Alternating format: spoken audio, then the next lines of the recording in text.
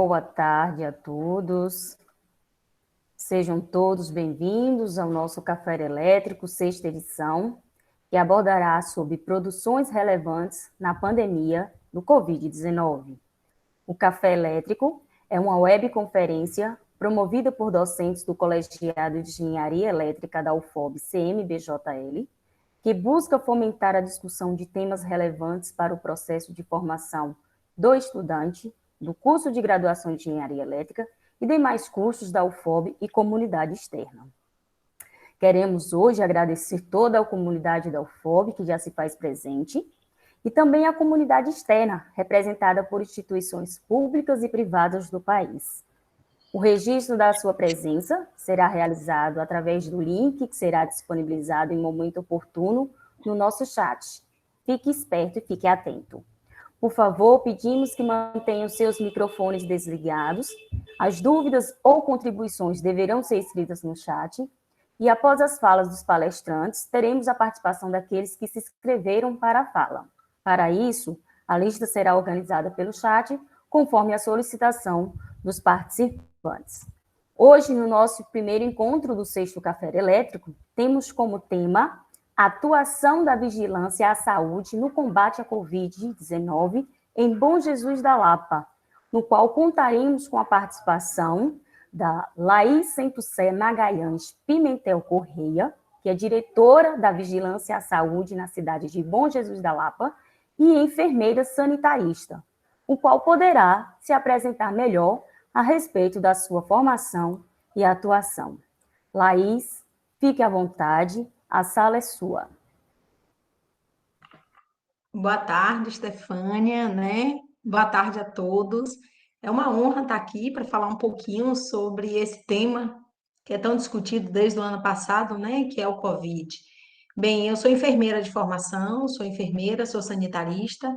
Tenho especialização, quando a gente fala sanitarista, porque tem especialização em gestão em saúde pública, gestão em unidade de saúde da família, DST-AIDS. Eu sou obstetra também, enfermeira obstetra, e com especialização em micropolíticas de serviços de saúde, certo? Então, assim, para falar um pouquinho de nossa atuação enquanto vigilância à saúde, né? A vigilância à saúde, ela vem desenvolvendo, ela não trabalha só, desde o ano passado, incansavelmente, quando começaram a surgir os primeiros casos de Covid na Bahia, que foi em março, né? Quando começaram aqueles casos. Na Lapa, nós começamos a ter o primeiro caso lá para meados de maio, o primeiro caso nosso. Mas antes disso, a gente começou incansavelmente fazendo as barreiras de prevenção para evitar que o vírus chegasse até o município. Com isso, foi implantada as barreiras sanitárias, né? A gente tinha duas barreiras. Eu não sei se o pessoal daqui é daqui, mas na época podia ver, né? Todo mundo que entrava na cidade ou que saía tinha que passar pelas barreiras sanitárias. A gente monitorava todas as pessoas que chegavam, que a gente chamava de zona de risco, onde tinha casos comunitários, porque aqui a gente não tinha caso nenhum. Hoje a gente já nem monitora quem chega de viagem, porque a gente aqui já está uma infecção comunitária. Então aqui a gente já é uma área de risco, né? Tão quanto todos os outros. E a gente também começou a fazer treinamentos, porque as equipes não estavam treinadas para trabalhar com Covid. Então, nós fomos estudar os manuais, fazer treinamento com as equipes da UPA, do SAMU, do hospital, da maternidade, da atenção básica, e aí fomos aprendendo a fazer monitoramento dos primeiros casos suspeitos de Covid.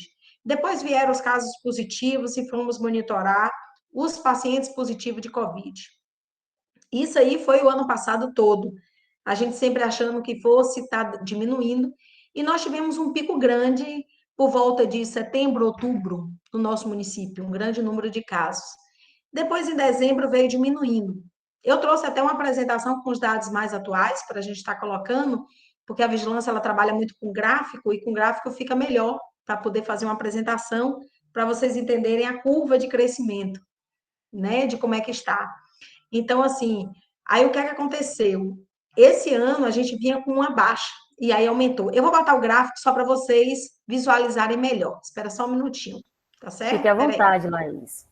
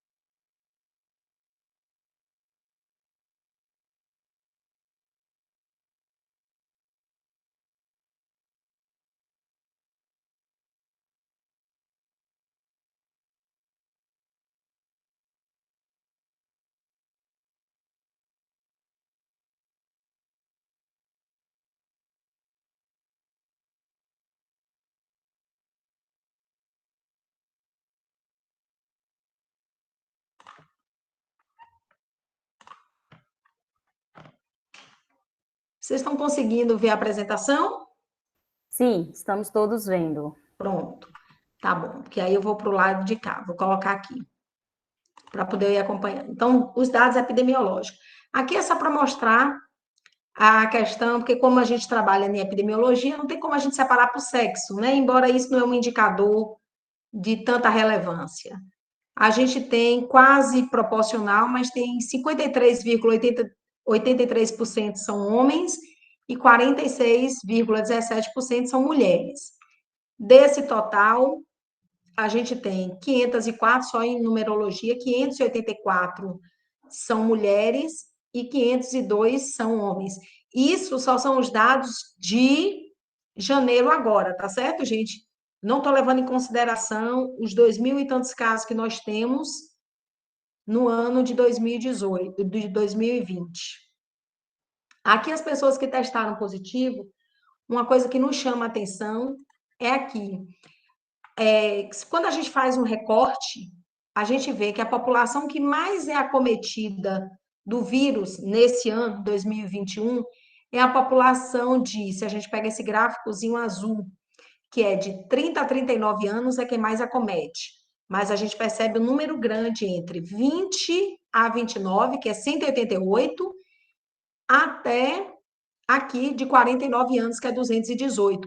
Então, quando a gente pega esses três números de 20 a 29 a 39 anos, a gente vê que é a classe economicamente ativa, né, que vai até 49 anos, que é a que está no mercado de trabalho, e essas pessoas estão mais susceptíveis também a desenvolverem o Covid. Quando a gente vem para os bairros do município, segue a mesma linha do ano passado. O São João dispara na liderança, com 149, 146 casos, a Amaralina com 142 e os outros bairros, assim sucessivamente. Lagoa Grande está na mesma proporção quando a gente avalia, seguindo o ano passado. Esse ano a gente tem notado, essa última semana a gente chama atenção para o bairro da Nova Brasília. É um bairro que começou a ter um crescimento que quase não tinha, a gente tinha poucos casos. E isso nos faz refletir, avaliar algumas denúncias que a gente estava tendo também, da população estar andando no bairro da Nova Brasília sem máscara. Talvez seja por conta disso. A gente ainda está fazendo uma análise em cima disso. Quando a gente faz uma avaliação também de dados por dia de município, a gente só vê uma fase muito crescente, né? A curva ela está inclinando cada vez mais. E a gente precisa avaliar a semana epidemiológica. A gente percebe que a gente está no crescimento muito grande da semana epidemiológica a partir de março, de meado de março, aqui, que deu esse aumento. Quando a gente avalia aqui, vamos avaliar bem o iniciozinho do ano, janeiro, a gente vinha baixo, com 31 casos, depois foi aumentando para 51. No período de carnaval deu 35, perto do período de carnaval, mas não porque teve menos casos, mas que as pessoas procuraram menos porque viajaram muito e não fizeram testes. Aí a gente repara um grande aumento de casos depois do período do carnaval. Isso também nos chama atenção. E a gente repara que março todo passou muito grande, com um número muito grande de casos positivos, onde a gente teve um ápice de semana epidemiológica de 146 casos. Agora nós estamos nessa semana em fase decrescente. Esses dados, embora está do dia 9, mas ainda foi do dia de ontem, tá? Eu coloquei do dia 9 porque tem alguns dados aqui na planilha que foi de ontem, mas hoje já vai entrar mais 30 casos. Mais 30, são 36 casos, mais ou menos. Então, a gente vai ver que a gente vai para mais de 100 só nessa semana epidemiológica também. Então, a gente repara que essas 2 semanas estão altas, por isso que são as medidas. Aqui é que a gente avalia que tipo de teste nós estamos fazendo no município, porque o tipo de teste é importante.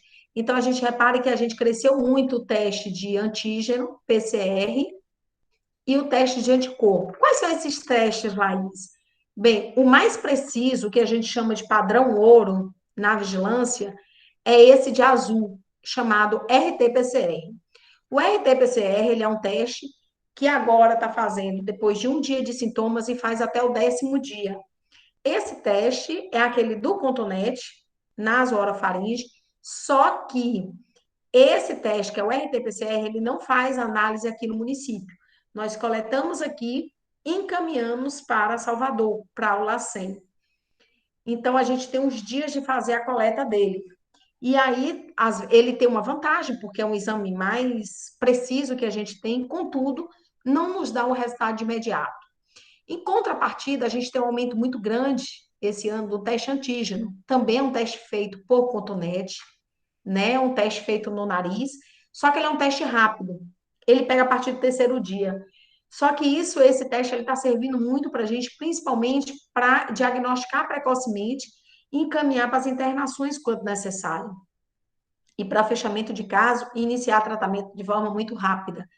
Então, ele deu um crescimento grande. Só que tem pessoas que chegam para a gente também depois de 6 dias de sintomas.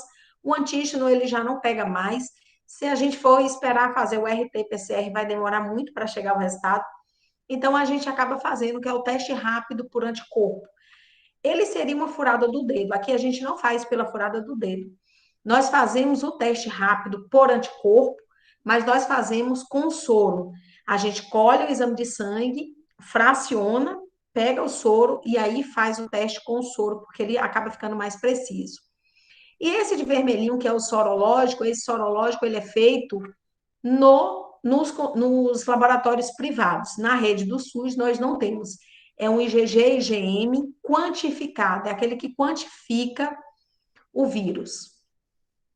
Aqui foram os dados do ano passado, que a gente tinha questão de internação de hospitalar, e aqui a gente percebe, esse gráfico aqui é que eu acho assim muito interessante para a gente estar acompanhando e avaliando, que é o que nos preocupa, certo?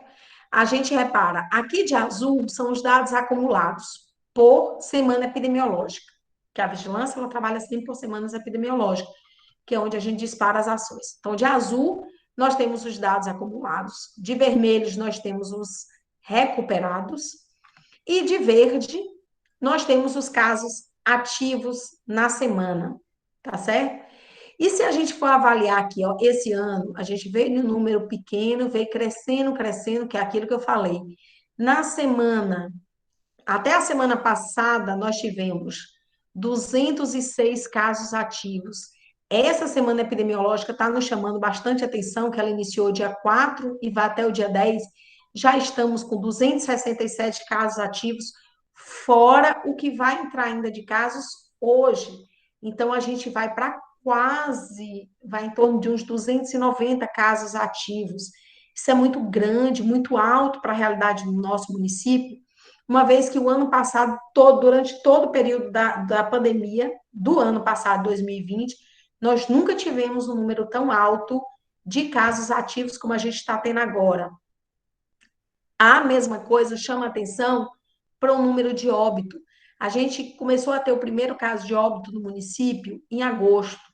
Então, em agosto teve 3, setembro teve 2, outubro teve 5, novembro teve 4, dezembro teve 4. Aí a gente veio com a redução de 1 em 1. E março a gente teve 14. Na realidade, não foi 14, aqui a gente anotou errado, desculpa. Aqui a gente teve 12 casos. 12 casos em março e já estamos com 5 em abril. Quando eu falo 5, é do dia 1º de abril até hoje é dia 9, a gente já está com 5 casos. O mês ainda não terminou, então isso está nos chamando bastante atenção para essa curva que está iniciando em abril. Por isso, essas medidas todas que estão se falando e se fazendo, nessas medidas restritivas, porque a gente está vendo agora, a gente está chegando em um ápice de número de óbitos, tá?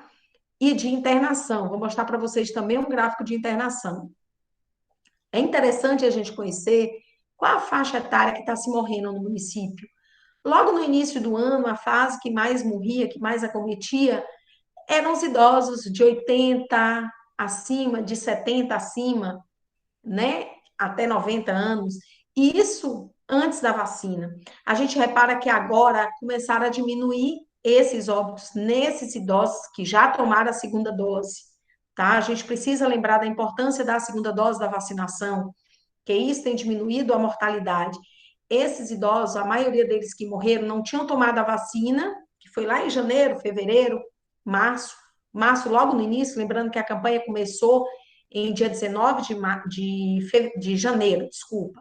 A campanha de vacinação começou dia 19 de fevereiro, ou dia 19 de janeiro, e foi mais para profissionais de saúde. Só em meados de fevereiro que nós começamos a vacinar idosos. Então, em março, a gente ainda não tinha esses idosos vacinados com a segunda dose, tá certo? Então, a gente vai começar a ver isso daqui a um mês. A gente vai começar a ter, é o que a gente espera, que tem uma queda mesmo nesses óbitos, nessa faixa etária, uma vez que já vão ter tomado a segunda dose de vacina. E esse agora nos preocupa, que é o quê? A gente nunca teve caso de adulto jovem. A gente teve agora de uma pessoa de 20 a 29 anos, ou seja, tinha 27 anos. Ela tinha tido, era gestante, tinha acabado de ter um filho, né? E aí veio a falecer com 27 anos. De 30 a 39, nós tivemos também outro óbito, dois óbitos na faixa etária de 40 a 49, de 50 a 59. Então, essa população aqui que não foi vacinada, nos chama bastante atenção que durante o ano passado todo a gente não viu nenhum óbito nessa faixa etária por Covid. E agora a gente começou a ver os óbitos de 69 abaixo. A população de 60 a 69 começaram a vacinar, então a gente vai ver reflexo disso depois, mas essa população aqui de 29 a 59 vai demorar um pouquinho para chegar a vacina. E a gente está vendo que, infelizmente, né, o que está acontecendo agora é que agora a população adulto jovem está começando a complicar no Covid, né? Coisa que antes a gente não via. A gente está vendo, aqui na Lapa nós ainda não tivemos casos de crianças complicadas, mas a gente já viu em Salvador muitas crianças precisando de internação e crianças sem comorbidade. Aqui a gente ainda não teve isso não, graças a Deus. Até agora só adultos jovens, né? Aí aqui vem a taxa de internamento do hospital, que é um fator imprescindível para tomadas de decisão. A gente observa que em janeiro a gente teve 27 internações, fevereiro 27, março 41, nós chegamos no ápice, abril nós já estamos com 25 internações. Dessas 25, mais 6 estão na UPA. Então, se a gente soma, nós já estamos com 31 pessoas internadas. E a gente só está ainda do dia 9 de abril. Lembrando também que essa internação toda de Covid, e esse agora, o que é que está acontecendo? O período de internamento está demorando mais. As pessoas estão ficando mais de 7 a 10 dias. Nós tivemos pacientes 30 dias internados com Covid no hospital. E a gente precisa, por mais que a gente não tenha UTI, a gente tem leitos com respiradores, nós temos equipamentos, nós temos profissionais altamente capacitados, nós temos praticamente uma semi-intensiva aqui dentro do hospital, e é isso que tem diminuindo as nossas mortes, porque se a gente não tivesse esse centro Covid internamento, esse número, vocês podem ter certeza, seria muito, muito maior, né? Tanto que a gente está transferindo pouco, era para a gente estar transferindo muito mais. Quando eu falo pouco, transferindo pouco do número de pacientes internos que a gente tem. Nós já transferimos em outra época um número muito maior. Mas por quê? Porque a gente está internando bastante. Hoje, qual é a situação hoje? Antes a gente tinha apenas 9 leitos de Covid o ano passado todo. Esse ano nós iniciamos com 9 leitos. Nós começamos com 8, botamos mais um, ficamos com 9. Até hoje, de manhã, a gente tinha 15 leitos dentro do hospital. Aumentamos hoje, agora à tarde, 18 leitos. Tivemos que nos adaptar, porque nossa meta é chegar a 19. Estamos montando equipe, correndo com contratação, que também é difícil achar profissional capacitado e que queira trabalhar no Covid, pela grande parte de exposição. Hoje, qual é a realidade do nosso hospital? Hospital leito Covid, deixando isso bem claro. No hospital leito Covid, que a gente tem uma ala do hospital só separada para Covid, nós temos 18 pacientes internados, 18 leitos, significa ocupação de 100% de vagas. Nós temos na UPA 4 pacientes internados na UPA ainda, precisando de transferência para o hospital. Como não tem vaga no hospital para leitos de Covid, nós tivemos que fazer uma adaptação dentro da sala amarela. Separamos uns leitos para Covid e a gente está com 4 pacientes internados. Então, a gente está com um número muito alto de pacientes internados e estamos também com pacientes transferidos em UTIs que tiveram, né, complicações muito fortes e tiveram que ser transferidos. Nós temos pacientes em Conquista, nós temos paciente em Barreiras, né, nossos na UTI. Então, hoje é a nossa realidade, como é que a gente está com nossas ocupações de leitos. Então, em abril, chamou bastante nossa atenção, a gente só está até 9 de abril, e nós já tivemos 5 óbitos, né? 2 aconteceram no HO, um aconteceu em Salvador, e 2 na UPA, aqui no nosso município. Então, isso nos chama muita atenção, e a gente precisa das medidas de controle. Quais são as medidas de controle? A gente precisa de algumas medidas restritivas, a gente precisa que a população ajude e use máscara ao sair, mantenha o distanciamento, evite as aglomerações, né? Que ela também tenha o discernimento para evitar, nesses momentos, as festas, os encontros, porque são nesses ambientes comuns que a gente vê que não contamina uma pessoa. Uma pessoa contaminada, muitas vezes, contamina quase 10 pessoas. E aí a proliferação do vírus, ela acaba acontecendo de forma muito rápida. E isso é que nos preocupa, porque cada um reage de uma forma. A gente fala que esse vírus, ele é atípico, ele não tem padrão. Outra coisa que vocês podem me perguntar também, Laís, e essa nova variante que está tendo na Amazônia, né, em Manaus, Salvador já chegou, Barreira já chegou. Até agora, nós já fizemos estudos, estamos fazendo ainda, que é a coleta do RT-PCR, por isso que a gente não pode parar de fazer nunca o RT-PCR. Essa semana nós coletamos muito para daí a gente avaliar, mas até agora, até o último boletim do Estado, após as nossas análises, né, do RT-PCR, nós não ainda temos, não foi encontrada essa nova variante aqui no município, mas a gente sabe e percebe que o Covid está chegando de forma mais severa, e principalmente naquele adulto jovem de seus 30 a 49 anos, de 50 também, que a gente não vê essas pessoas complicarem, e pessoas sem comorbidades. E isso nos chama atenção, e a gente pede mesmo que a população se atente com isso, porque para poder a gente conseguir controlar o Covid, a gente precisa ter uma vacinação em massa, e a vacinação ela está chegando aos poucos, toda semana ela chega um pouquinho, que na realidade deve ser do conhecimento de vocês, nós temos um programa de imunização, que é o PNI, com a grande leva de profissionais que a gente poderia estar vacinando uma capacidade muito maior do que a gente está vacinando se a gente tivesse vacina. Então, se a gente tivesse vacina em quantidade, em menos de 3 meses, 4 meses, a gente já tinha vacinado a população toda. Só que para isso precisa ter vacina. E a gente hoje, aí se vocês me perguntam, e hoje, o que é que vocês vacinaram? Hoje a gente tem vacinado em torno de 11 a 12% da população da Lapa. Ainda é pouco para a gente ver diminuir os indicadores dessa curva enorme do jeito que está.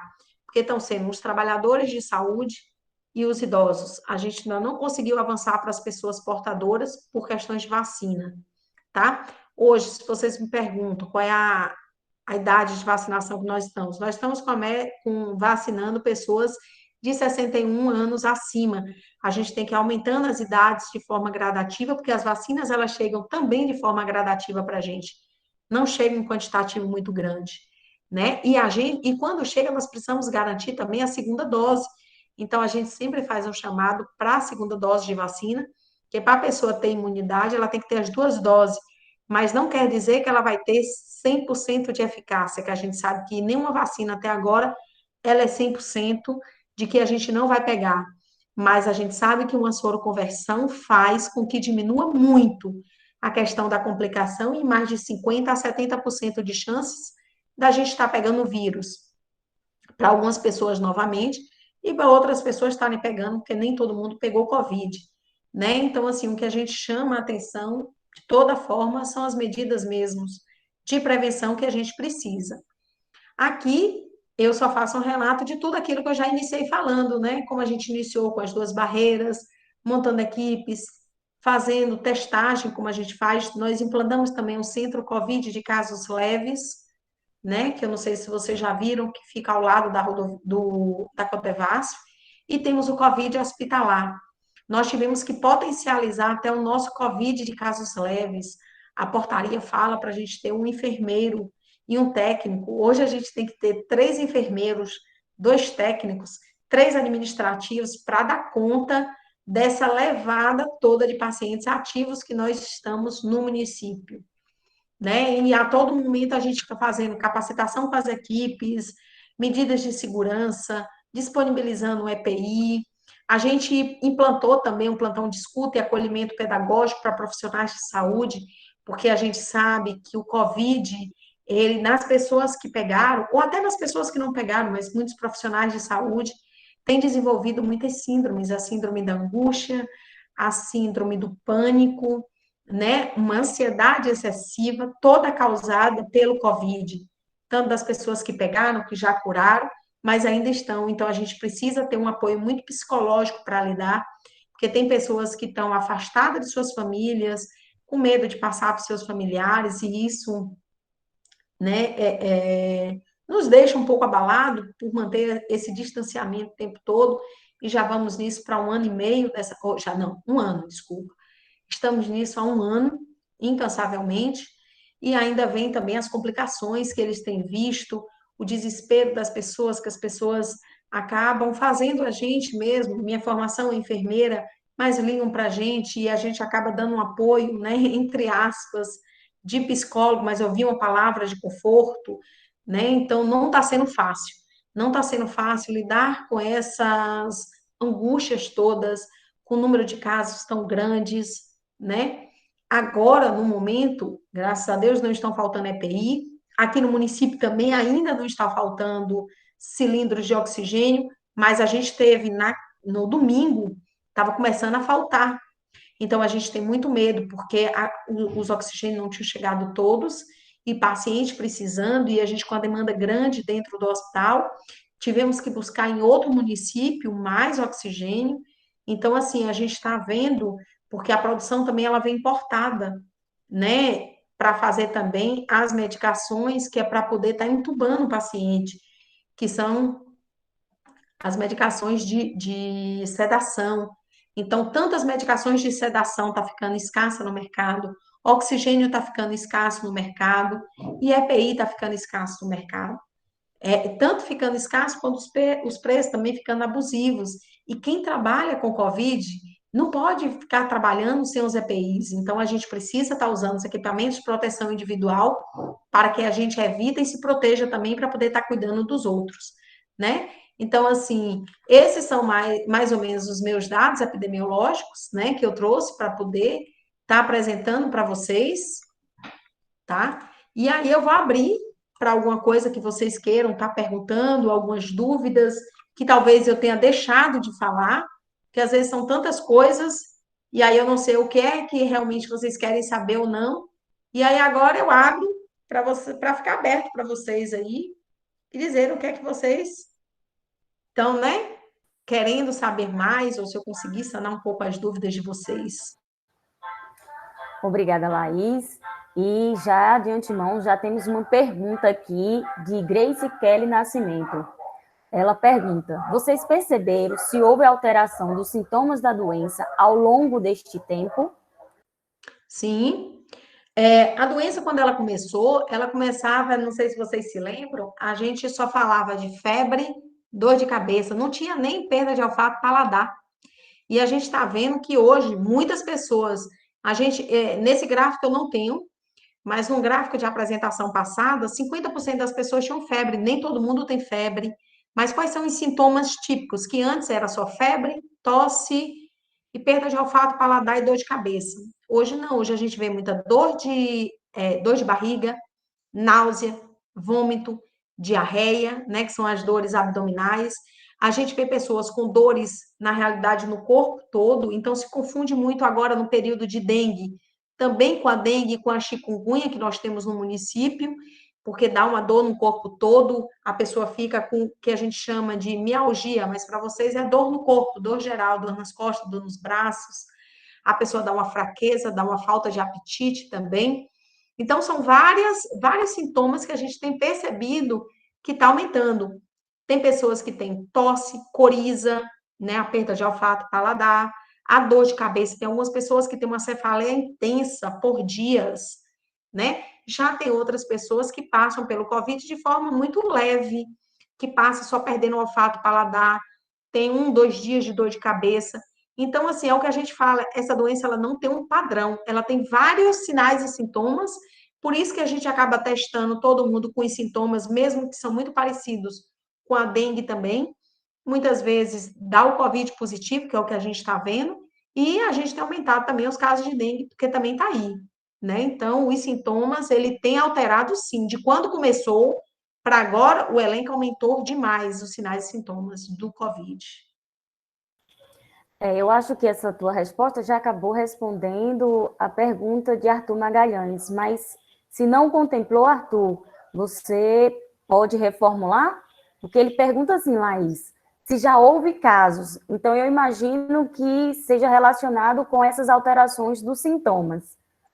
Se eu estiver errada, Arthur, abre o Se já microfone. houve caso de quê? Não entendi. De reinfecção na lata. Ele colocou. Sim, De reinfecção, pronto. sim. Casos de reinfecção, assim, nós tivemos até uma profissional de saúde, porque assim, não foi divulgado reinfecção, por que não foi divulgado? Nós tivemos, ela fez o RT-PCR, porque para poder fazer tem toda uma burocracia epidemiológica. Tem que fazer, só pode fazer pelo RT-PCR. Essa profissional fez o RT-PCR, o primeiro tinha dado positivo, fez o segundo 2 meses depois, não foi nem 3 meses, deu positivo novamente. Nós tivemos que encaminhar amostras, credenciar no sistema Forma SUS, mandamos para São Paulo. Isso foi desde dezembro. E até agora a gente não teve confirmação para dizer, garantido que foi uma reinfecção.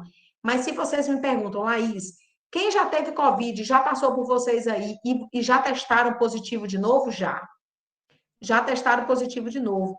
Infelizmente, por essas burocracias de classificar como reinfecção, é que não são dito reinfecção, mas a gente já teve sim pacientes que já pegaram Covid 2 vezes. Tanto que é por isso que eles falam que mesmo quem teve Covid tem que tomar vacina. Por quê? Porque já se provou-se que quem tem um anticorpo pelo Covid, ele dura menos tempo. Não se sabe ao certo se de 3 a 6 meses. Diferente de quem toma vacina, que também ainda não terminou o estudo se vai ser anual, né? Os anticorpos da gente que adquiriu, como no meu caso, que eu já tomei a vacina, como tá meus anticorpos? A gente ainda não tem um exame tão específico. Falaram que tem anticorpos neutralizantes, mas já tem uma outra linha dizendo que já não vê certeza.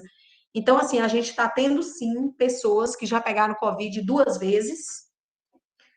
Então, infelizmente, a gente está vendo. E o que a gente vê é que as pessoas que pegam Covid pela segunda vez, que eu acho que deve ser isso, que ela deve estar perguntando, se os sintomas são mais fortes. Sim, em algumas pessoas os sintomas são mais fortes quando tem a segunda vez. Inclusive, eu conversando com algumas colegas que também trabalham em Salvador, e elas perceberam isso também. Que em Salvador, as pessoas que positivaram por 2 vezes, os sintomas são mais fortes, e no primeiro caso nem sempre internou, e na segunda vez acaba acontecendo uma internação, certo? Então, os sintomas não digo de todos, mas de alguns foram mais fortes. Ok. Obrigada, professora Andressa, em contemplar o restante do texto, da pergunta do Arthur. Luciano Ventura de Souza, ele questiona, como está a campanha de vacinação no município? Estão tendo êxito na campanha de vacinação de cada faixa etária? Estamos sim, graças a Deus, a população, os idosos têm aderido bastante. No início, eu acho que ficou com aqueles tanto de fake news, né? A gente notou algumas resistências de alguns familiares em levar, mas hoje não. A gente pode dizer que a população, o trabalhador de saúde, já fechamos quase que 100%. Eu não digo 100% porque sempre está surgindo trabalhador novo, pessoas sendo contratadas, pessoas formando, e a gente ainda não avançou para os estudantes que entram, estudantes da área de saúde que entram nos trabalhadores. Mas a gente já vacinou mais de quase 1.500 trabalhadores de saúde no município. Na faixa etária, por idade de vacinação, 100% de idosos de 90 anos, pelo menos em cima da nossa meta, idoso de 80 acima, mais de 90% de vacinação, de 70 acima, mais de 90%. Então, graças a Deus, a nossa meta de vacinação está indo muito bem. A população da Lapa está aderindo bastante. Já conseguimos avançar para a zona rural, que era a nossa dificuldade, porque chegavam poucas vacinas. As vacinas são de 10 doses, um frasco. Então, já tinha que ir com os frascos tudo contado, com os idosos tudo contado, porque senão a gente não pode desperdiçar uma vacina dessa, né? Então, a gente teve que fazer todo um planejamento para ir para a zona rural. E a gente ainda tem que vacinar também, estamos começando a vacinar os quilombolas e ribeirinhos, que eles são igual aos indígenas, eles têm que vacinar a população de 18 anos a todos que moram, né? Claro que não é qualquer pessoa se dizer que é do quilombo, eles são registrados no quilombo, tem uma associação do quilombo e a gente acompanha, está em parceria, então vem em relação nominal, porque essa vacina a gente tem que sempre estar prestando conta ao Ministério Público. Como ela é uma vacina nominal, quem toma a vacina, ele é lançado do sistema e a gente passa também para o Ministério Público para não estar tendo problema. E graças a Deus da Lapa, embora teve muita fake news de dizendo que passou na frente fura-fila, nós não tivemos fura-fila. Aqui os profissionais seguiram todas as linhas. Primeiro vacinamos todo mundo que estava na linha de frente trabalhando com Covid. Depois nós fomos avançando para a atenção básica. E aí chegamos na rede privada, porque a rede privada também tem que vacinar. Chegamos nos atendentes de farmácia, que também faz parte da área de saúde. E graças a Deus, os consultórios particulares nós já avançamos.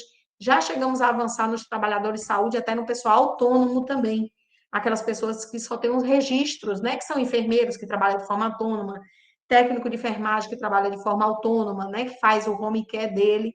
Então, graças a Deus, a nossa vacinação está surgindo. A única coisa assim que vocês me preocupou foi porque eu estava assim numa expectativa muito grande hoje de receber uma grande vacinação e a gente recebeu poucas doses. Hoje a gente mandou buscar vacina, recebemos apenas 460 doses, né, para um público enorme. A gente estava com a expectativa de talvez até ter que fazer vacinação sábado e segunda de forma intensiva, porque nós ficamos 2 dias sem vacinar a primeira dose, porque nossas vacinas tinham acabado. A gente tem que garantir a segunda dose, porque a gente recebe a remessa de primeira dose e de segunda dose. E a gente já está hoje quase finalizando a nossa remessa de primeira dose, né? Até me perguntaram aqui se amanhã a gente vai fazer a vacinação, depende, tudo depende se eu tiver dose ou não tiver dose de vacina. Eu só sei isso no final da tarde, né? Mas graças a Deus a população está aderindo bastante e está procurando para vacinar, e isso nos alegra. A gente só ficaria mais alegre se a gente tivesse mais vacina para vacinar mais rápido ainda, porque a gente tem potencial de vacinar um quantitativo muito maior.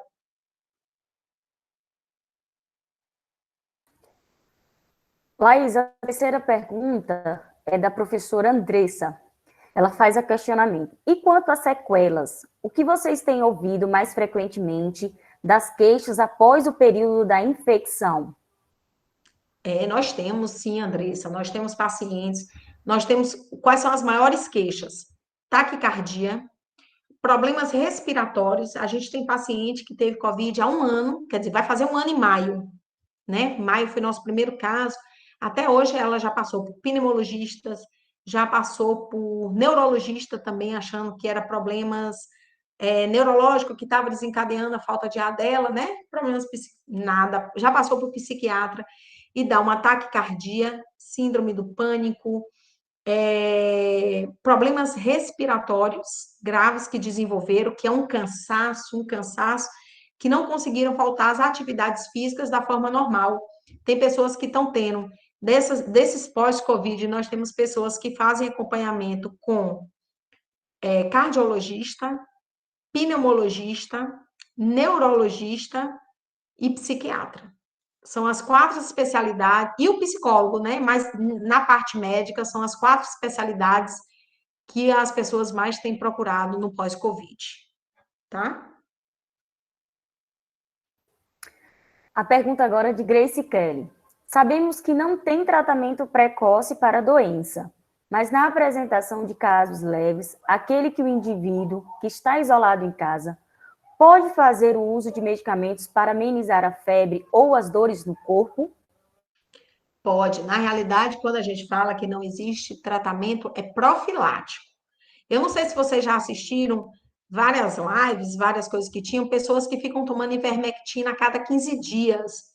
Isso está contraindicado. Ficar tomando ivermectina para evitar que vai se contaminar. Gente, a ivermectina não é uma medicação que vai evitar de contaminar. Os pacientes que testam positivo, os médicos entram com a ivermectina para diminuir a carga viral. É só para evitar uma complicação. As pessoas estão usando achando que vão, e a mesma coisa com a azitromicina. A azitromicina é um antibiótico muito forte e tem pessoas usando a azitromicina de forma aleatória. Mas os casos leves têm que entrar com medicação, sim, a depender dos sinais e sintomas, tá? Então, a gente só trata sinais e sintomas, tá? Uma pessoa que não tem problema respiratório, não tá com tosse, não tá com febre, não tem padrão respiratório nenhum, você bota o oxímetro, tá bom, faz a ausculta cardíaca, a ausculta pulmonar, tá boa, e não tem padrão, não tem tosse, não tem febre, não tem por que ela tomar uma azitromicina. Então, os médicos normalmente não receitam, tá certo? Então, assim, e aqui na Lapa, mesmo quem faz nos consultórios particulares, mesmo de casos leves, a gente marca a consulta para 100% das pessoas que testaram positivo para ter uma avaliação médica. A gente acha mais seguro, né? E a gente consegue, o município, a gente conversou isso, porque em alguns municípios, casos leves nem passa pelo médico, a pessoa fica em casa sozinha, mas aqui no nosso município, não. Desde o ano passado, a gente vem e os gestores, né, tanto o prefeito quanto o secretário de saúde, não medem esforços para que a gente tenha os médicos, para que todo mundo que testa positivo passe pelo médico. Então, todo mundo que testa positivo, mesmo que faça no consultório privado, no consultório privado, não, desculpa, no laboratório privado, o laboratório nos encaminha umas notificações e a gente entra em contato com essas pessoas e a gente marca os testes, ou marca as consultas, tá certo? Então, a gente acolhe todos, independentes de ser do privado ou não. Você acabou de responder até a outra pergunta do Luciano, né, que é em relação a esse monitoramento das pessoas quando testam positivo. E aproveitando o gancho que ele fez aqui, eu vou entrar com a minha pergunta no questionamento dele. Já houve alguém que foi infectado pelo vírus na cidade, mesmo tomando a vacina? Aí, nessa pegada, eu vou entrar com o meu questionamento também, deixa eu aproveitar. Porque, assim, a gente já viu relatos, né, até mesmo com a situação que houve com Agnaldo Timóteo, que após as 2 doses da vacina, ele ainda assim contraiu o Covid e acabou falecendo, né?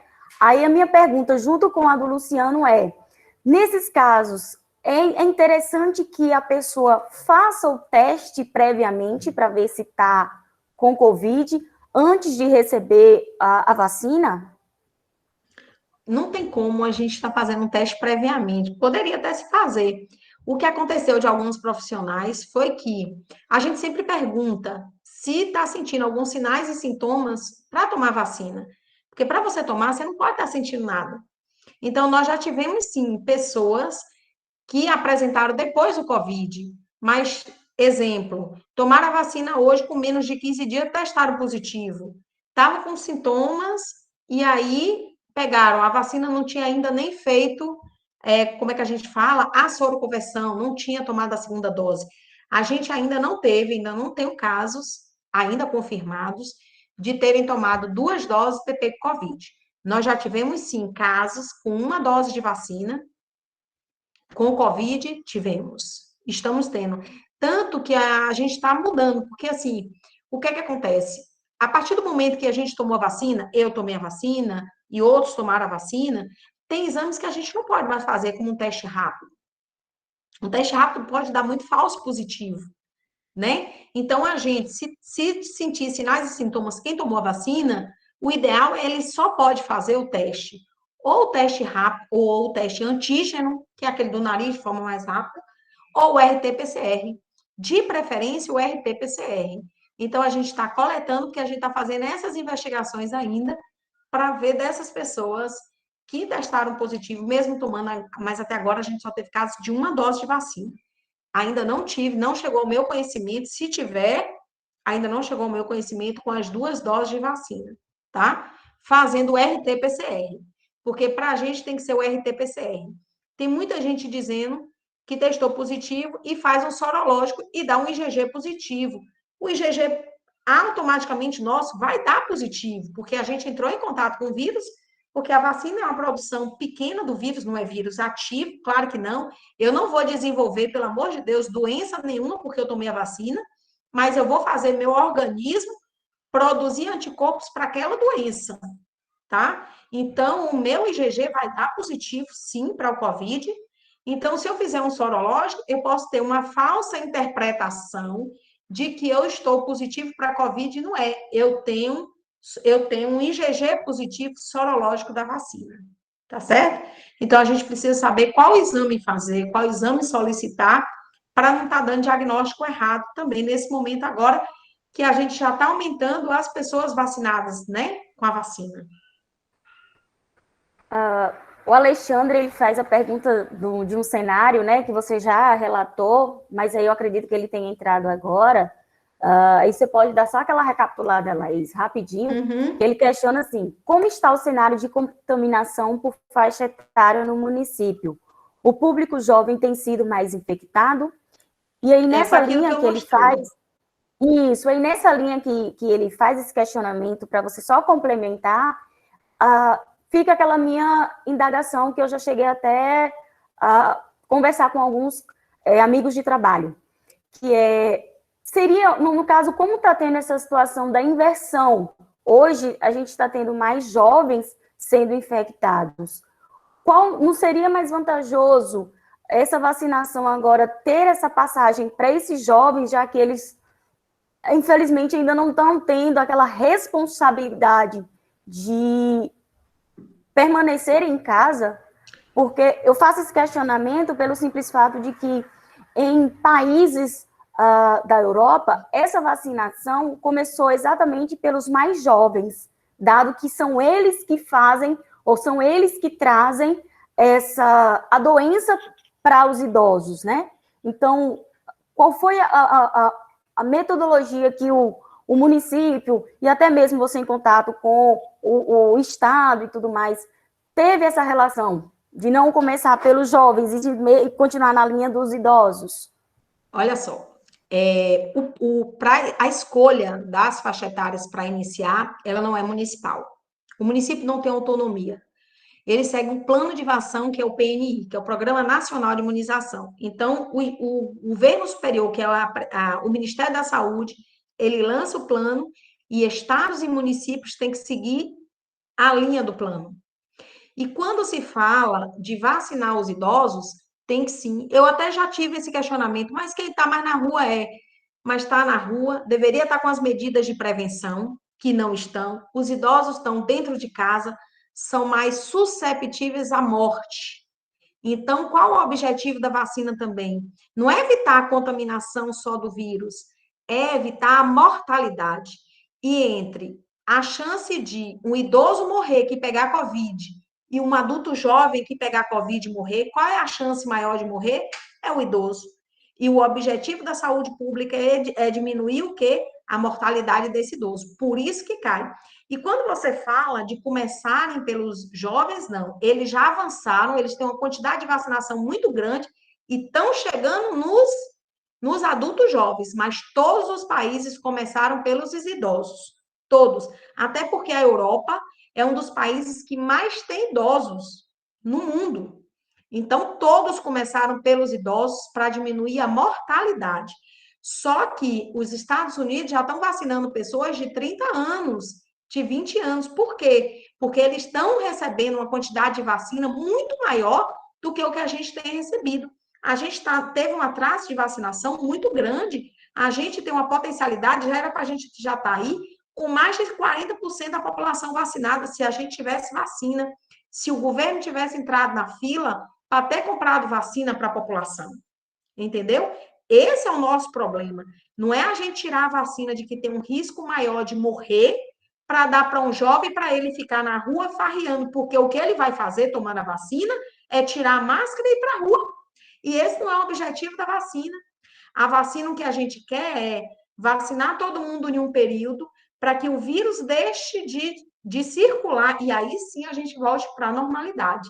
Então, o que é que está acontecendo com a gente? A vacinação está caminhando a passos lentos e o vírus está cada vez se potencializando e tendo mutações. Essa está sendo a nossa falha. A nossa falha que eu falo a nível de governo, porque é quem compra e quem delibera as vacinas, né? A gente está com a expectativa de vacinação grande por conta do governo do estado da Bahia, de entrar as vacinas aqui, e a gente não consegue receber essas vacinas justamente para a gente aumentar a vacinação. Então, a gente precisa ver onde realmente estão as falhas. Para mim, a falha está na questão da compra de doses de vacina. Se a gente tivesse entrar na fila ou correr atrás ainda, entrar na fila e comprar uma quantidade grande de vacina, porque o correto tem que vacinar a população de 18 anos toda, uma vez que essas vacinas ainda não foram testadas em menores de 18 anos, né? Então, a gente precisa lembrar isso. Já tem algumas vacinas que já estão avançando nos estudos na população menor de 18 anos. Nos Estados Unidos já está tendo a vacinação de 12 anos acima, eles já estão agora já fazendo as pesquisas em crianças, né? E a gente ainda está aqui engateando a nossa vacinação, que a gente não conseguiu descer ainda de 60 anos. Então, isso nos preocupa bastante, né? Então, é isso que eu acho que a gente precisa chamar atenção, a quantidade de doses de vacina e não mudar o público da vacinação. Ok. Nessa linha que você falou, a última vez que eu assisti jornal foi há 2 dias atrás, e a Bahia ela está avançando na vacinação até melhor do que os outros estados. Isso até me deixou feliz. Aí, nessa pegada, vou puxar a sardinha para o lado dos nossos professores, né? Quando nós seremos vacinados? Quando nós retornaremos às nossas salas de aula, Laís? Você tem alguma previsão? Na realidade, a gente está, né? Nosso governador mudando o elenco do plano de vacinação, ele ia puxar os professores agora. A meta do estado da Bahia, né? O governo da Bahia está comprando e é para vacinar toda a rede, não é só a rede estadual, é rede estadual, municipal, federal, todo o elenco de professores, né? Então a gente só está dependendo de ter vacina. O que está dependendo é só esse. Então eu estou na mesma angústia. Meu marido também é professor, estou doida para ele tomar vacina também, né? Estou doida para meus filhos também voltarem, não agora, que agora realmente está uma situação muito crítica, eu não teria coragem nesse momento. Se você me perguntasse até em fevereiro, eu ia ser de umas de que ia brigar para ir para a escola, sim, com medidas de prevenção dentro da sala de aula, porque eu acho que tem como você botar 10 alunos numa sala, dependendo, com máscara, com todas as medidas de prevenção, mas hoje eu já não mandaria meus filhos para a escola numa situação crítica que nós estamos hoje, com um número tão grande de casos positivos, né? Que a gente está precisando controlar. Eu falo isso no cenário de fevereiro, que a gente vai mudando as falas da gente, né? Não tem como. Mas o que a gente espera mesmo é que a gente consiga vacinar os professores agora em abril. É a meta do governo. Tanto que ele disse que ia até puxar isso do plano nacional. Só está dependendo da liberação das vacinas. Não é só a Bahia, né? O consórcio do Nordeste fez uma compra enorme de vacinas justamente para puxar, porque tem que seguir os elencos que está dentro do plano, né? Você não pode pegar um outro público. E os professores está dentro do público, está dentro da área das prioridades, mas está lá na quarta prioridade, né? E que, na realidade, o objetivo agora, a intenção do governo é subir essa prioridade. Se receber essas vacinas, seria agora, começaria a vacinar os professores agora em abril. Só estamos dependendo das chegadas das vacinas. Laís, até agora, como ninguém fez mais nenhum questionamento, então eu vou fazer a minha última pergunta, que é relacionado a essa questão da vacina. Qual é a quantidade maior que está chegando? Porque assim, a gente sabe que tem a Oxford, a AstraZeneca, né, a Coronavac, e até a última reportagem que eu tenho visto é da Sputnik, né? E aí ela também foi uma compra da essa da que não chegou, Nordeste, Stefânia. Né? A Sputnik foi o que o consórcio do Nordeste comprou, mas não chegou ainda. Não chegou, não. Na realidade, a Anvisa não deixou a vacinação entrar, embora está aprovado que se ela tiver registro nas entidades reguladoras internacionais e aprovada, ela poderia ser de uso emergencial, mas a Anvisa não liberou a entrada dela, por isso esse atraso.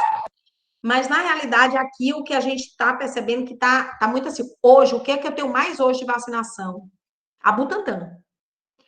Tipo, eu já recebi 7.000 doses de primeira dose, 7.000 doses de Butantan e recebi 3.200 mais ou menos entre a AstraZeneca e a Oxford, tá? Então, tá recebendo mais a Butantan. Hoje que chegou para mim só 460 doses da Oxford, da AstraZeneca, tá certo? E não chegou da Butantan, mas a produção da Butantan ela tá mais acelerada, um pouquinho. Alguém tem mais alguma pergunta a fazer?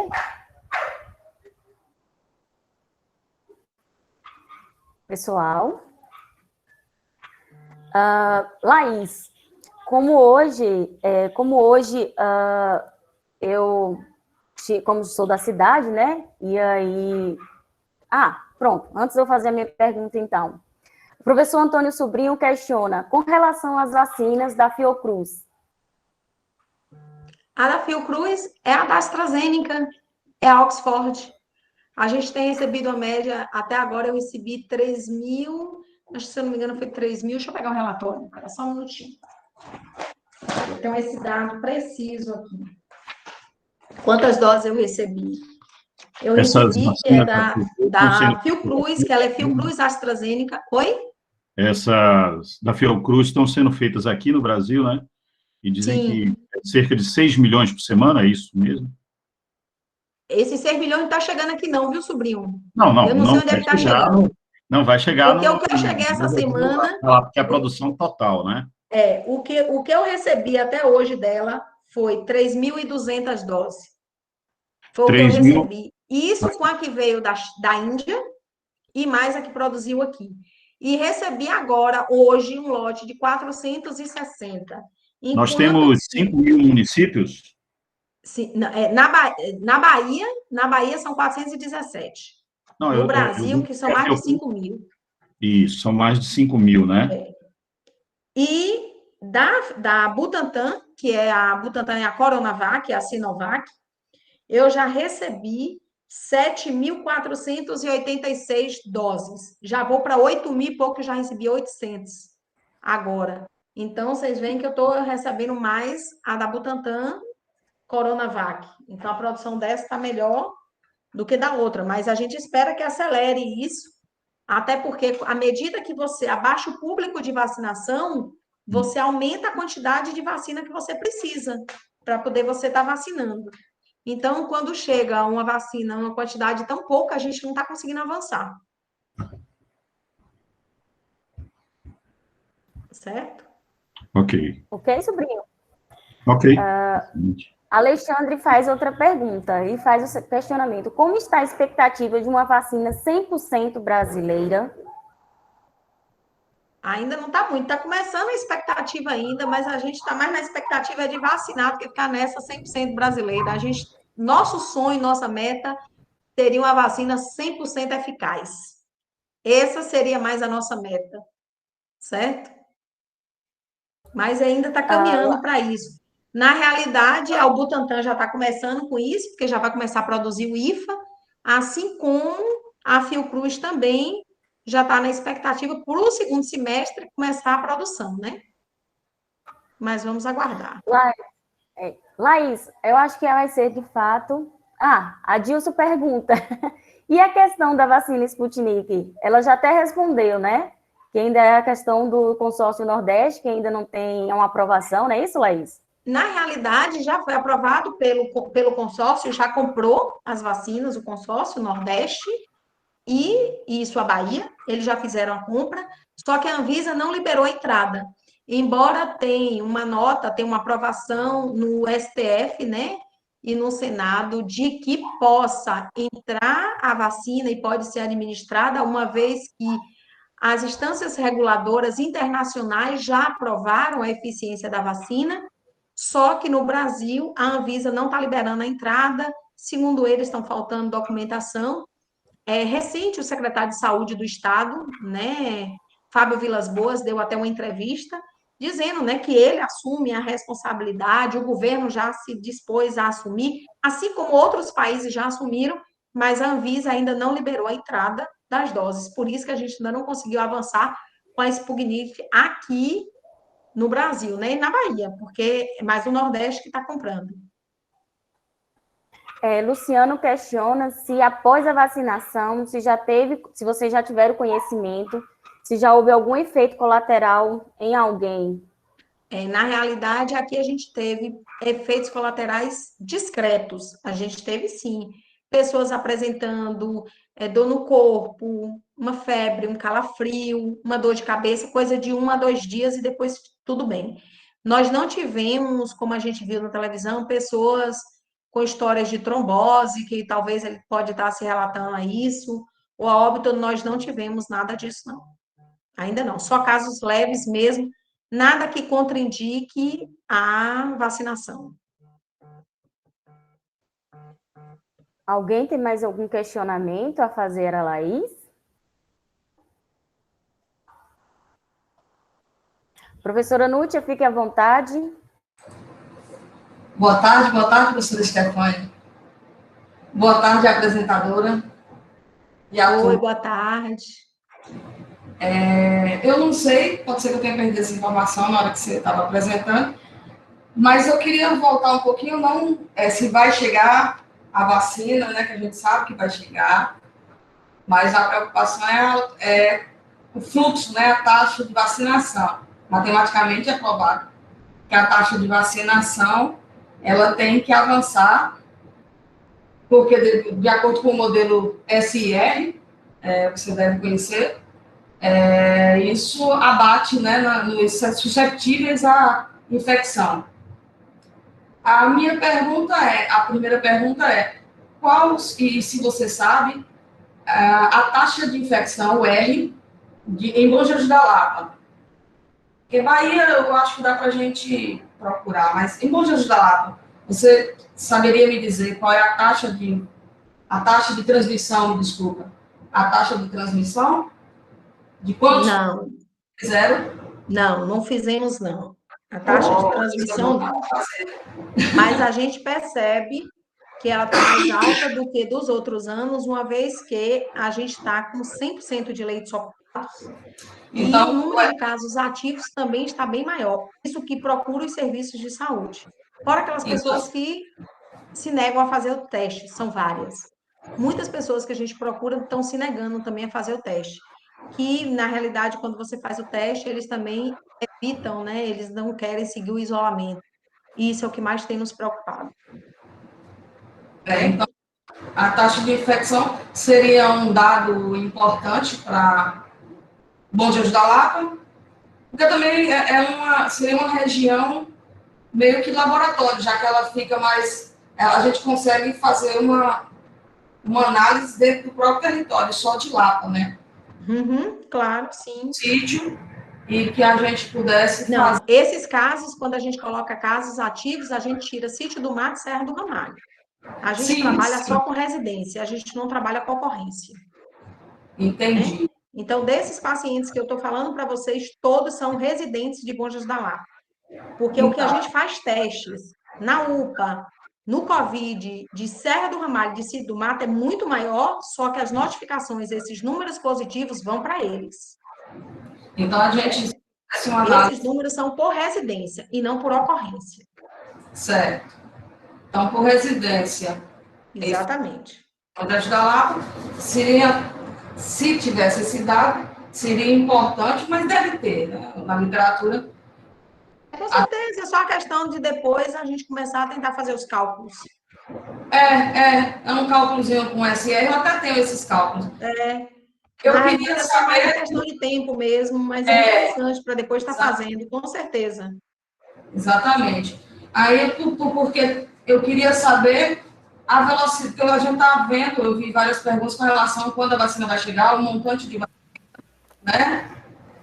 Porque se vacina mais rápido, né? A gente tem uma taxa, matematicamente falando, de vacinação, a gente diminui a taxa de susceptíveis a serem infectados. Claro. Sem reinfecção. Não é como houve estudo para o ebola, por exemplo. Tipo da dengue. Só que para isso você tem que ter a vacina. E o que chega para a gente, tipo, essa semana toda, o que é que eu recebi de vacina? 460 doses. Muito pouco para iniciar uma vacinação grande.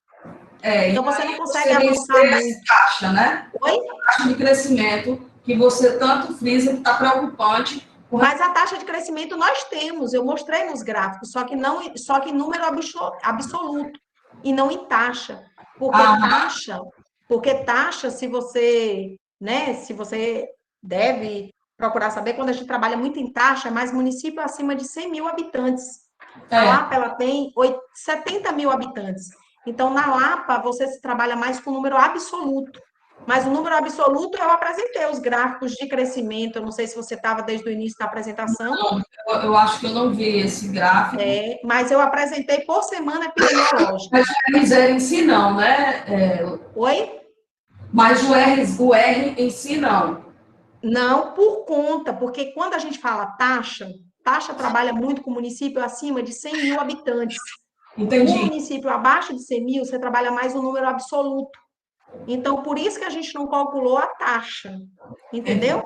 Porque a taxa é por 100 mil e não por 1.000. Aí você tem que baixar o denominador, desculpa, entendeu? Então, por isso que municípios, quando a gente fala de taxa de mortalidade, até materna, infantil, o município, quando a gente pactua, a gente tem que pactuar número absoluto, porque nós somos municípios abaixo de 100 mil habitantes. Essas são as pactuações que é feita dentro da saúde. Você pode até calcular a taxa, mas o que importa para município abaixo de 100 mil habitantes é o número absoluto, e não a taxa, porque a taxa ela é calculada em cima de 100 mil.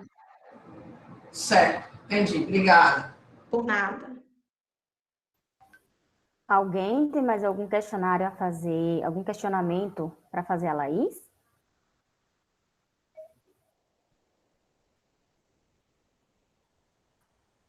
Então, nesse caso, como não tem, eu agradeço, Laís, por ter aceitado o nosso convite, e também agradeço ao Paulo por ter feito esse intermédio aí, foi ele que me ajudou, então, como eu estou vendo que ele está aqui em nossa sala, Paulo, obrigada, e vamos ficar atentos, né, sobre as novas situações e vamos manter ficar atento até as prevenções, né?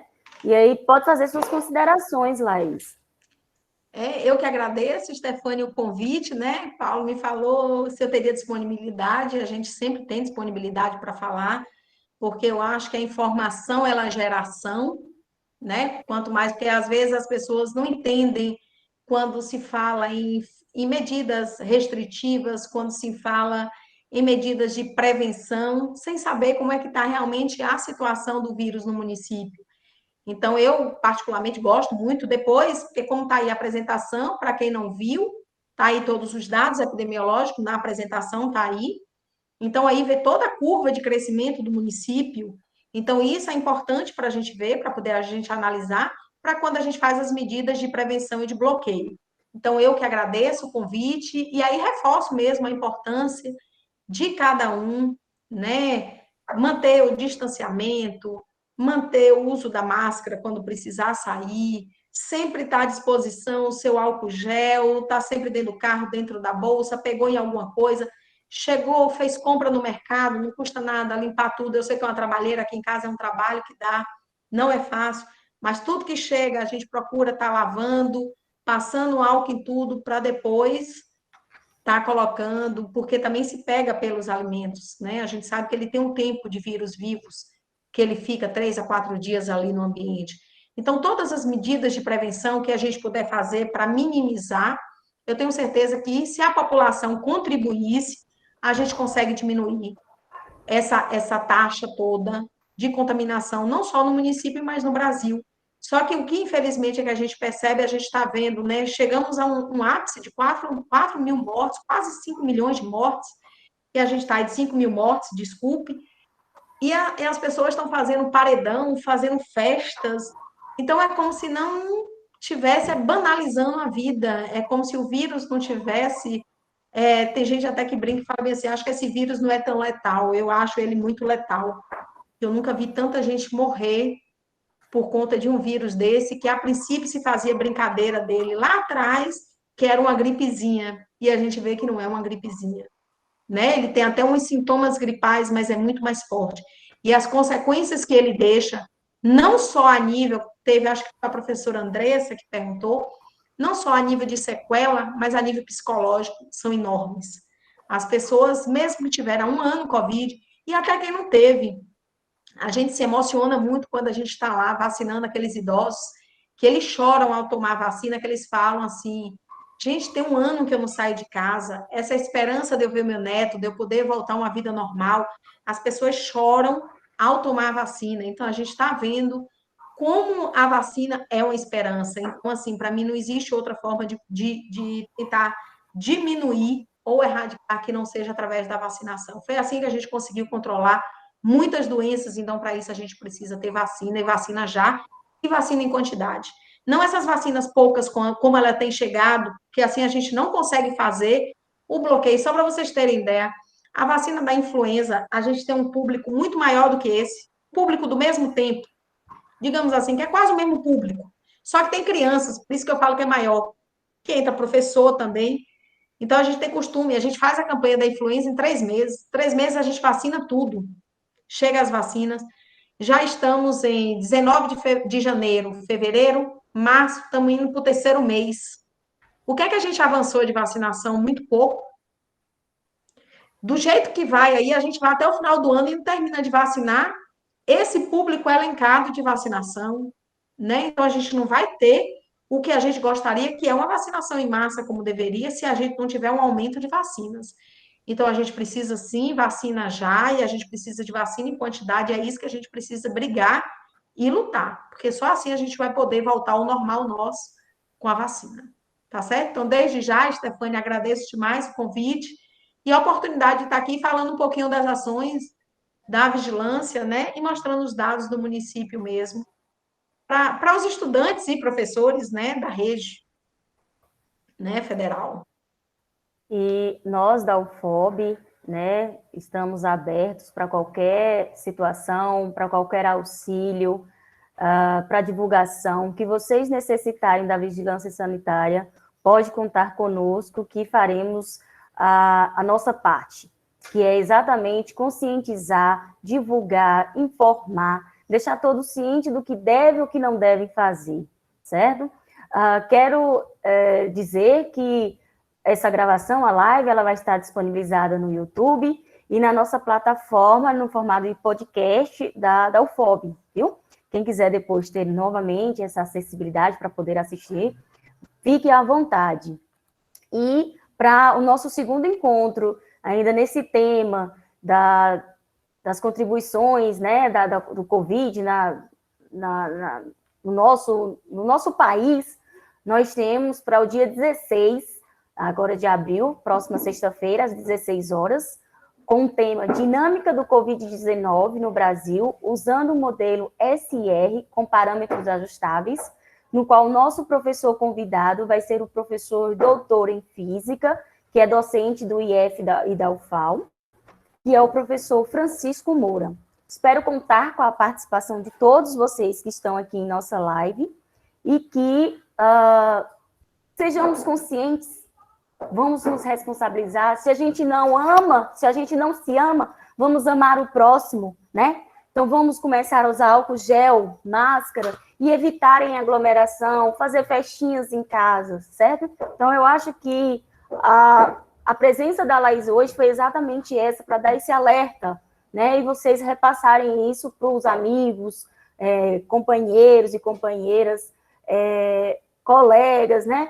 Que é essa a informação que nós temos aqui.